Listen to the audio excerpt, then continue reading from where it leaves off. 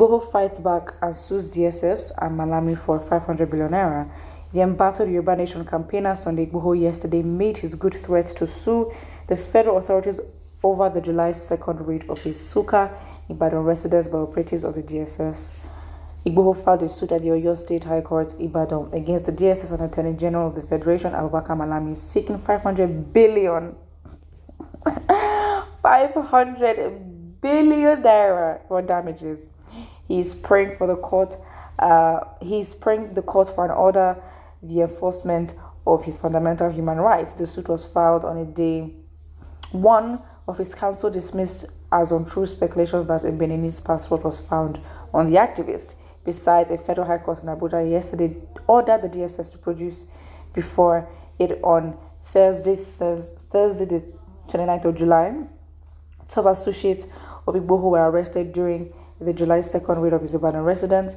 Igboho's suit, according to his lawyers, derived from the fundamental human rights and under the inherent jurisdiction of the court as preserved by Section 6 of the 1999 Constitution. During the security raid of the plaintiff's residence, 12 of his aides were shot dead while 14 were arrested. The DSS had paraded the suspects with ammunition which they allegedly recovered from the house. The embattled campaigner, who is currently standing trial in Cotonou, Benin Republic, denied that he kept ammunition in his house, saying the armed law enforcers must have come with the said ammunition. In the suit, Igboho, through his lawyers, Chief Yomi Aliyu, is seeking orders declaring the invasion as a violation of his fundamental human rights and destruction of his property.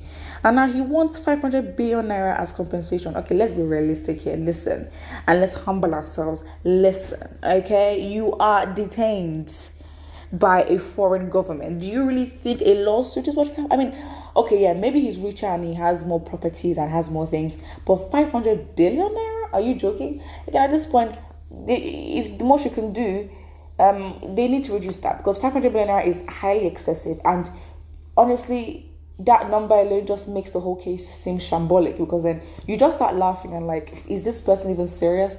If anything, you have to sue on charge of murder because 2 people were killed on your residence, and of course compensation for damaged properties. But 500 billion, not 500 million, 500 billion naira. Maybe it must have been a typing error, but it cannot be at all. So again, it's like, not to dampen the whole hype of trying to get justice and all that. I just think that we have to be humble. Igboho has to be humble in this case, because it's like, it's going to be costly for him to pay his lawyers. It's costly for you to go to court. You suing, you hope to make a profit, because when you sue, you spend your own money hoping that you would get money back, and then your costs are cleared.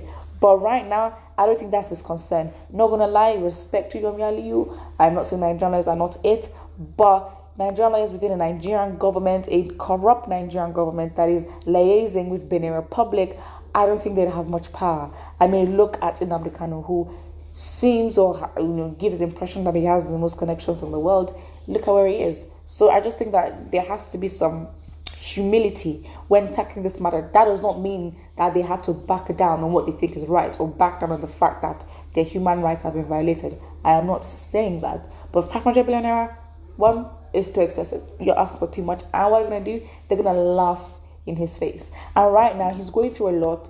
I think they released his wife, or his wife is in custody with him. I am not sure. But I think right now, he needs to plan how he's going to get out of Benin Republic, because they framed him. He risks facing 21 years imprisonment for allegedly possessing a fake Beninese passport and trying to leave the country. However, his lawyer as well confirmed that that is not the case. He had a Nigerian and a German passport, which obviously justifies why he can go to Germany. So yeah, I don't know. The stories are not adding up in some places, because apparently he was arrested when a travel agent lured him back into the airport, and then from a helicopter he was arrested. I don't know. All these stories are not adding up, but the fact is they need to work on the fact that he's been framed, and he will continue to be framed, especially in an open environment. And yes, of course he may be framed, but if you look at things logically, and you assess the time of the events, it's not necessarily far-fetched that he would get a Beninese passport, except he was a citizen before. But then it would not be far-fetched because the timing was too short. At the time, it was within a week. Within a week, he was in Nigeria hiding, and then next thing he's in Benin Republic. How he got through the borders, we don't know. But then he got through the borders, fine. And now, all of a sudden, in a day or two, he's gotten a Beninese passport. How does that work? It sounds very fishy. But then it's like, who are we to then tell the Benin Republic Constitution what it says and how we should be ruled and how it should be enforced? We never really know. That's it. So now we're going to look at the comment section. Someone here says very, very good. All right. And a reply says very, very bad to that specific comment. Another comment here says, why not 5 trillion? Thief only 419. Exactly. Obviously, it is evident. We all know the guy deserves compensation. I mean, if you saw what they did to his property, especially with his expensive cars, the windows were broken, there was nothing that was left untouched. So it's like, it's bad. He does deserve compensation, but you cannot ask for 500 billion. It is too excessive. Someone here says due process be followed. What is due process? All right. But again, I understand this is going through a lot, and I think right now what he needs to focus on and take, because again, lawyers are expensive, okay, and this is a high profile case. So I think what he needs to focus on is basically bringing his lawyers together so that they can focus on this Cotonou case, because it is very clear that he must have been framed. There is no way that he would just get into the country. Next thing, he has a Beninese passport, and then he's about to travel to Germany with a Beninese passport. Does that make sense? But he has a Nigerian passport, which makes sense, and he also has a